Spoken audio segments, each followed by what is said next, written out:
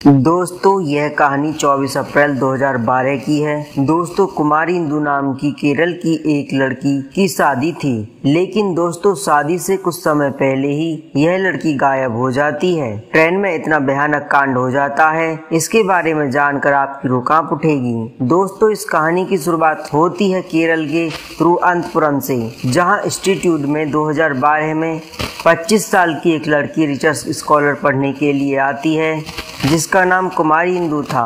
दोस्तों जो दिखने में बेहद ही खूबसूरत होने के साथ साथ ही पढ़ाई में भी बेहद होशियार लड़की थी। अब इंदु इस कॉलेज में पढ़ने के लिए आ जाती है, लेकिन वह इस कॉलेज की नई स्टूडेंट थी। वह ज्यादा किसी को जानती भी नहीं थी और ना ही उसके पास कोई ज्यादा दोस्त थे। दोस्तों वीडियो में आगे बढ़ने से पहले आपसे वही रिक्वेस्ट है कि चैनल को सब्सक्राइब कीजिए और वीडियो को लाइक कर दीजिए, जिससे कि हमारा हौसला बढ़ता रहे। दोस्तों वह इंस्टीट्यूट में अपनी क्लास करती थी, बस अपनी पढ़ाई में ही व्यस्त रहती थी। अब इसी दौरान कुमारी इंदु की मुलाकात होती है इसी इंस्टीट्यूट में जॉब कर रहे एक लड़के से, जिसका नाम सुभाष होता है। सुभाष उम्र में इंदु से थोड़ा बड़ा था। अब दोनों की मुलाकातें होती हैं तो सुभाष इंदु को जानने लगा था और इंदु भी अब किसी प्रोजेक्ट या पढ़ाई के सिलसिले में सुबह में अक्सर उससे मिलने लगी थी। दोस्तों सुभाष भी इंदु की खूब मदद किया करता था।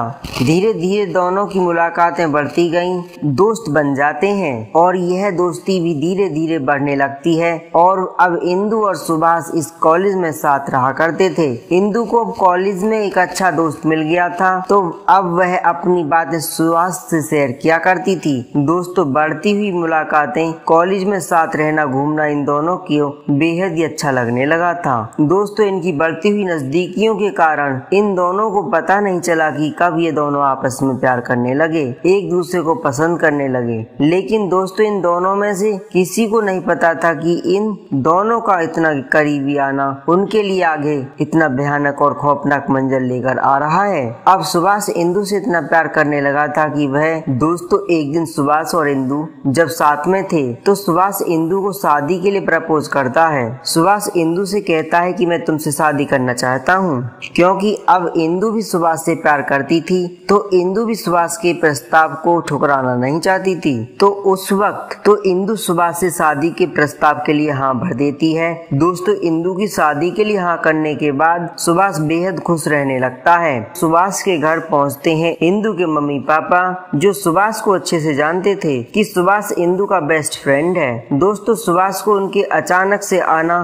थोड़ा अजीब सा लगा, लेकिन फिर भी सुभाष ने उनका अच्छे से वेलकम किया और उनकी अच्छी खातिरदारी की। अब इसके बाद उनमें आपस में बातचीत होने लगती है और दोस्तों बातचीत करने के दौरान ही इंदु के पापा सुभाष के घर आने का कारण बताते हुए कहते हैं उन्होंने इंदु की शादी फिक्स कर दी है और शादी में उसका बेस्ट फ्रेंड नहीं आया, ऐसा कैसे हो सकता है। इतना कहकर उन्होंने सुभाष के हाथ में शादी का कार्ड थमा दिया। दोस्तों यह कार्ड देखते ही सुभाष के पैरों तले जमीन खिसक जाती है, वे सहम जाता है, आखिर ऐसा कैसे हो सकता है। अब आगे इंदु के पिता जो बात कहते हैं वह सुभाष के लिए और भी चौंकाने वाली थी। इंदु के पिता आगे कहते हैं कि यह शादी इंदु की मर्जी से फिक्स की गई है, उन्हें इंदु से इसके बारे में बात भी की हुई है और उसने शादी के लिए हाँ भी कर दी थी। अब इतना कहकर इंदु के माता पिता वहाँ से चले जाते हैं। दोस्तों शायद अगर इंदु को यह बात पता होती तो वह उन्हें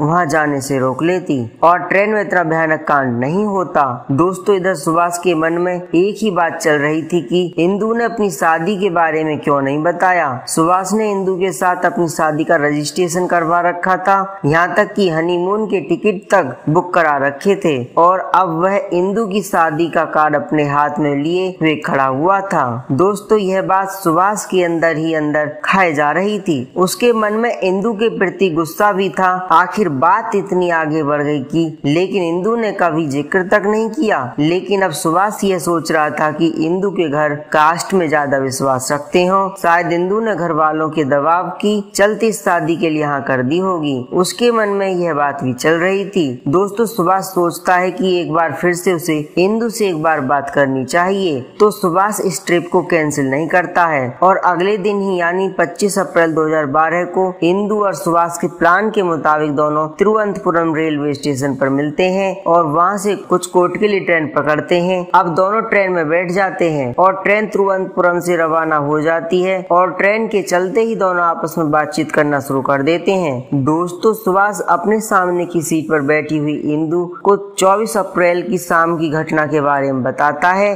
कि शाम को तुम्हारी मम्मी पापा शादी का कार्ड लेकर मेरे घर आए थे। अब जैसे ही सुभाष के मुंह से यह बात इंदु सुनती है तो इंदु के चेहरे की चमक उड़ जाती है। आखिर यह क्या हो गया। दोस्तों सामने की सीट पर बैठा हुआ सुभाष इंदु को अपने प्लान के बारे में बताता है कि उसने सिर्फ इंदु से शादी करने के लिए ही तिरुवनंतपुरम से कोझिकोड की टिकट बुक कराई थी और इस शादी के लिए उसने पहले ही रजिस्ट्रेशन भी करवा रखा था। दोस्तों सुभाष आगे कहता है कि मैं तुमसे बहुत प्यार करता हूँ और मैंने कोर्ट मैरिज के लिए भी रजिस्ट्रेशन करवा रखा है। लेकिन दोस्तों यह बात सुनते ही इंदु के चेहरे का रंग उड़ जाता है। वह बिल्कुल मना कर देती है कि ऐसा नहीं हो सकता। उसके घर वाले कभी भी इस बात के लिए राजी नहीं होंगे कि उनकी बेटी की शादी किसी दूसरी कास्ट के लड़के से हो। और दोस्तों इंदु आगे कहती है कि मैं तुमसे शादी किसी भी हालात में नहीं कर सकती। हमारा सफर सिर्फ दोस्ती और प्यार तक ही था। लेकिन सुभाष इंदु की बात सुनकर उससे शादी के लिए जिद करने लगता है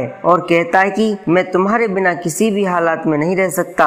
अब यह सुनकर इंदु को भी गुस्सा आ जाता है और वह उसके सामने की सीट पर बैठकर जोर जोर से चिल्लाने लगती है। दोस्तों यह दोनों झगड़ा कर रहे होते हैं लेकिन दोनों में झगड़ा बढ़ता गया तो सुभाष इंदु को टोकते हुए कहता है कि सभी लोग उनकी बातें सुन रहे हैं तो उन्हें साइड में जाकर आराम से इस बारे में बात करनी चाहिए। दोस्तों इंदु और सुभाष अपनी सीट से खड़े होकर गैलरी में होते हुए इस डिब्बे के गेट के पास आ जाते हैं और बात करने लगते हैं। और दोस्तों उस वक्त लगभग रात के 2 बज रहे थे तो उसी गेट के पास इन दोनों के अलावा और कोई नहीं था। इंदु उस वक्त गेट के बिल्कुल पास खड़ी थी और सुभाष जस्ट उसके सामने खड़ा था। तब सुभाष आखिरी बार इंदु से पूछता है कि क्या वह उससे शादी करेगी या नहीं। दोस्तों उसने मना करते हुए कहती है कि वह अपने घर वालों के खिलाफ बिल्कुल भी नहीं जाएगी। उसने खुद ही शादी के लिए हामी भरी थी। वह उस लड़के से शादी करेगी जिससे उसकी मम्मी पापा ने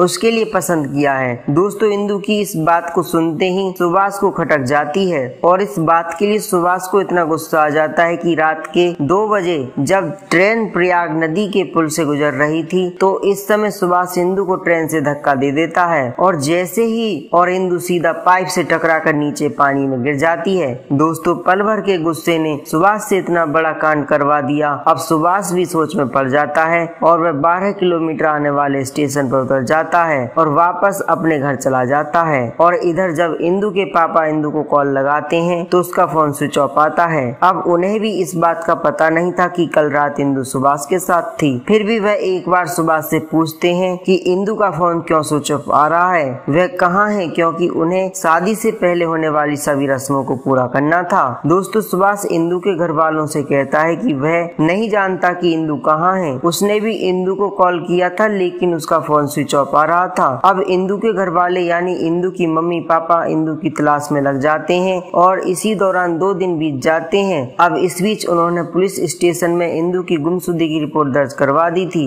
दोस्तों 2-3 दिन बीत जाने के बाद उस पुल के किनारे पर मजदूर रेत निकाल रहे थे तो उन्हें एक लड़की की लाश मिलती है जिसका सर पीछे की ओर से फटा हुआ था। तो अब इस लड़की की पहचान की जाती है तो पता चलता है कि कुमारी इंदु की डेड बॉडी थी जिसका पोस्टमार्टम कर घर वालों को सौंप दिया जाता है। दोस्तों अब इस केस को पुलिस वाले सुसाइड बताकर रिपोर्ट बना देते हैं क्योंकि पुलिस वालों को लगा कि कुछ समय के बाद शादी थी और शायद इस शादी में घर वालों ने इंदु पर दबाव बनाया होगा जिस कारण इंदु ने खुदकुशी कर ली होगी। लेकिन दोस्तों इंदु के पापा यह भी मानने को तैयार नहीं थे कि इंदु ने खुदकुशी की है क्योंकि यह शादी इंदु की मर्जी से हो रही थी। इंदु के पापा एक बार फिर उस जगह पर जाते हैं जहाँ इंदु की डेड बॉडी मिली थी। दोस्तों जैसे ही इंदु के पापा उस जगह पर पहुँचते हैं तो उन्हें वहाँ से बहुत ही बड़ी बात पता चलती है। दरअसल वही काम करने वाले मजदूर से इंदु के पापा पूछते हैं कि उसने उस रात क्या देखा तो वह मजदूर बताता है कि उस रात वहीं पर सो रहा था लेकिन जैसे ही ट्रेन आई थी तो उसकी नींद खुल जाती है। वह सामने देखता है कि ट्रेन में कोई चीज नीचे गिर रही है जो सीधे पुल से टकराई और नदी में जाकर गिरी। जब उसने ट्रेन की ओर मुड़कर देखा तो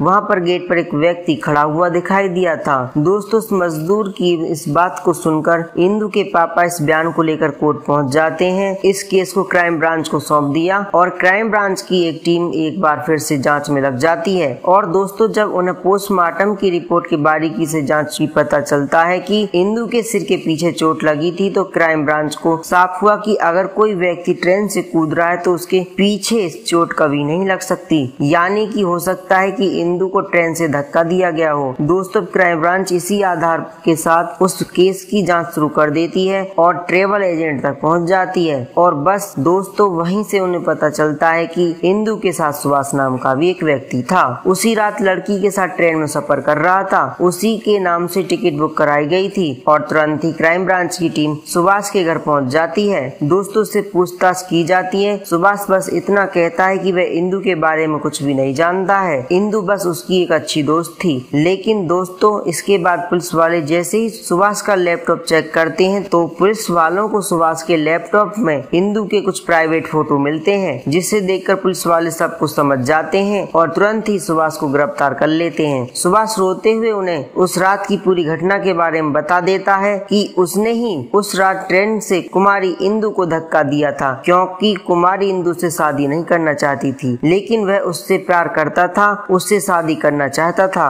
जो अपने मम्मी पापा के सपनों को पूरा कर रही थी। यहाँ पर पढ़ने आई थी लेकिन वापस घर कुछ गया तो उसकी लाश, वह भी उसकी शादी से मैच कुछ दिन पहले ही। और दोस्तों इस बच्ची के साथ गलत करने वाले यानी सुभाष